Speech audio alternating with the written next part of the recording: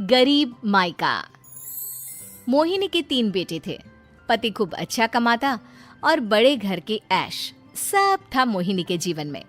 लेकिन एक चीज जो नहीं थी वो थी सुकून। मेरी बहन और मेरा भाई दोनों गरीब, लेकिन मैं मेरे पास तो नोट की बरसात है। तभी मोहिनी की बहन बीना उसके दरवाजे आ जाती है। अरे मोहिनी, कैसी है? मेरे घर में ना सिलेंडर खत्म हो गया है। तेरे पास तो इतने पैसे हैं, भरवा देना मेरा सिलेंडर। पैसे जैसे ही आ जाएंगे मैं दे दूंगी। तभी मोहिनी का पति राकेश आ जाता है। क्या है बिना, ये अपने घर की परेशानी हम लोगों के घर ना गाया करो। तुम्हारी बहन को तुम लोगों पर तरस आ जाता है और वो पैसे देने लग जाती है। मुझे ये बिल्कुल पसंद नहीं है। ओ जीजा जी, नहीं, मैं तो वो बस अच्छा मैं चलती हूँ। बीना वहां से चली जाती है। उसके जाने के बाद अच्छा किया जो आपने सुना दिया।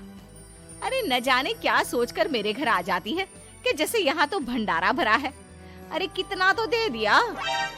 अच्छा जी, जरा 1000 तो देना। वो बिन्नी दीदी है ना, उनके घर जा रही हूँ। उनका पोता हुआ है तो मुंह दिखाई दे दूंगी। हाँ, उन लोगों के आगे तो शो ऑफ किया करो। वो खुद को बड़ा अमीर शो करते हैं ना। दिखा दे कि तू भी किसी से कम नहीं है।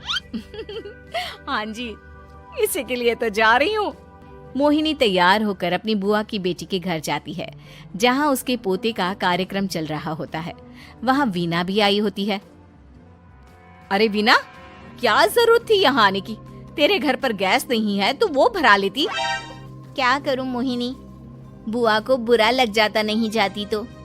वैसे मेरे पास एक जोड़ा बच्चे का कपड़ा रखा था, वही अपनी चांदी के पायल के साथ देने जा रही हूँ। घर पर गैस थी नहीं, सोचा परिवार यहीं खाना खा लेगा, बाकी सुबह का सुबह देखा जाएगा। मोहिनी को बहन पर दया आ जाती है। वो पर्स से 1000 रुपए निकाल कर दे देती है। ले बिना, लेकिन पैसे वापस कर देना, तेरे जीजाजी हिसाब लेते हैं। मोहिनी भी क्या करती, गरीबी में बहन का सहारा ही उसके जीवन जीने का आधार था। फिर एक रोज, सुनिए, भाई के घर बेटी हुई है, मुझे माँ के पास जाना होगा। अरे उस घर में ना कूलर है ना एसी, कैसे रहोगी तुम? हाँ, वही सोच रही हूँ कि अकेली जाऊं, बच्चों को साथ ना ले जाऊं। चली जाओ, लेकिन ये जो तुम अपने गरीब परिवार से मिलने चली जाती हो ना, मुझे बिल्कुल अच्छा नहीं लगता। पता नहीं मैं भी कैसे मैनेज करती हूँ, लेकिन क्या करूँ। मोहिनी भाई भाभी के घर आती है। मोहिनी, कैसे आना हुआ? तू यहाँ हम लोगों के घर रह लेगी या फिर किसी होटल में रहेगी? क्या हो गया है माँ? मोहिनी को क्यों ऐसे बोल रहे हैं आप?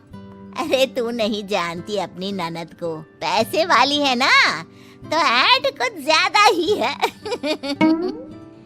मोहिनी को माँ की बात का बुरा नहीं लगता है, क्योंकि उसे पता ही नहीं चलता कि माँ उसे जली कटी सुना रही है। वो भाभी की बच्ची के साथ लेन देन करती है और वहाँ से चली जाती है। उसके जाने के बाद, माँ, क्यों आप मोहिनी को इतनी सारी बातें सुनाती हो? भाई का बेटा बोल पड़ता है। माँ, क्योंकि दादी जानती है कि बुआ के अंदर घमंड है। सही बोल रहा है मोहन। बहू भले तुझे ना दिखता हो, लेकिन मुझे और मोहन को दिखता है कि वो कितनी घमंडी है। मोहिनी मायके आती है, जहाँ गरीबी के कारण चीजें कम होती हैं। इस मोहन के बच्चे को काम पर लगा दो ना, किसी दुकान या किसी होटल में। बर्तन धो लिया करेगा, कम से कम 4 पैसे और आएंगे घर में। देख मोहिनी, माना तेरे पास पैसा है, लेकिन तेरे भाई के दिन इतने भी बुरे नहीं चल रहे कि वो अपने बच्चे की पढ़ाई रुकवाकर उससे बर्तन धुलवाए। मोहन माँ की ओर देखता है, जैसे आंखों से बोल रहा हो, देख लिया बुआ का हाल। हाँ मोहिनी, बात तो सही है, लेकिन अभी मोहन को पढ़ना है। आखिर तुम भी तो अपने दोनों बेटों को पढ़ा रही हो ना। मेरे बेटों से कैसे कंपेयर कर सकती हैं आप?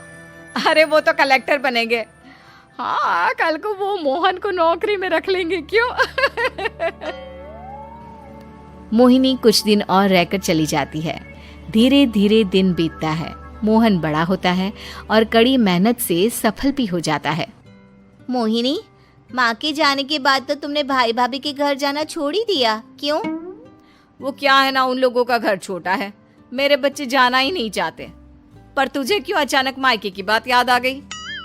यार, मेरा तो मायका है, भाई भाभी है, मेरा तो आना जाना लगा ही रहता है। हाँ, क्योंकि तुझे आदत है ना ऐसे छोटे से घर में और कम पैसे में रहने की। वैसे क्या खबर है आजकल मायके की अपने? अब वो घर छोटा और कम पैसे का नहीं रहा, क्योंकि मोहन तो बहुत बड़ा आदमी बन गया है। फिर क्या? मोहिनी भाभी को फोन करती है। मोहन किसी बड़ी कंपनी का मैनेजर हो गया है क्या भाभी?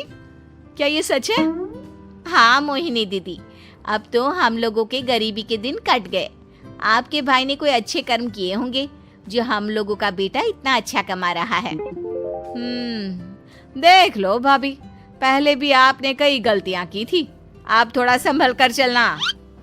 भाभी को मोहिनी की बात समझ में नहीं आती कि वो क्या कहना चाहती है। फिर एक दिन वीना मोहिनी से कहती है, मोहिनी, हमारा भतीजा मोहन अच्छा कमा रहा है, क्यों ना मैं अपने बेटे की नौकरी के लिए उससे बात करूं? अरे बुआ का बेटा है, ये सोचकर मदद तो करेगा ना? हाँ हाँ, क्यों नहीं करेगा, उसके बुरे दिन में तो हम भी खड़े थे। मोहन को वीना फोन करती है और अपने बेटे की मदद करने की बात करती है।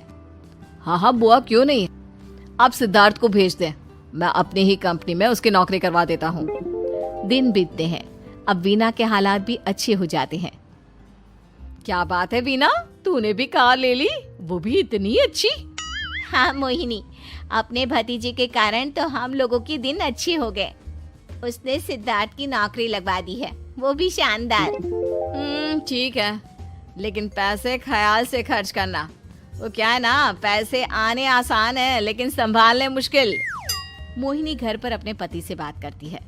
देखो ना, सबके पास पैसे हैं, एक वक्त था जब मैं ही अमीर हुआ करती थी।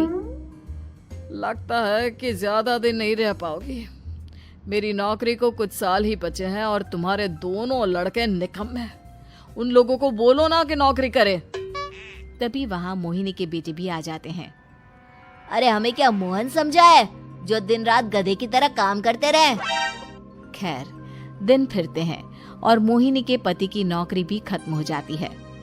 मोहिनी क्या करे, थोड़े से पैसे में गुजारा नहीं हो रहा है, तो क्या करे, मेरी समझ में कुछ नहीं आ रहा। मोहन को बोलो ना कि वो इन दोनों के लिए नौकरी देखे, जैसे सिद्धार्थ के लिए नौकरी देखी है। मोहिनी क्या कहती, उसे अपने वो दिन याद आ जाते हैं जब उसने भाभी से मोहन को नौकर बनने की सलाह दी थी। क्या हो गया, क्या सोच रही हो मोहिनी? यही कि वक्त कभी भी किसी का भी पलट सकता है, ऊपर वाले से डर कर रहना चाहिए।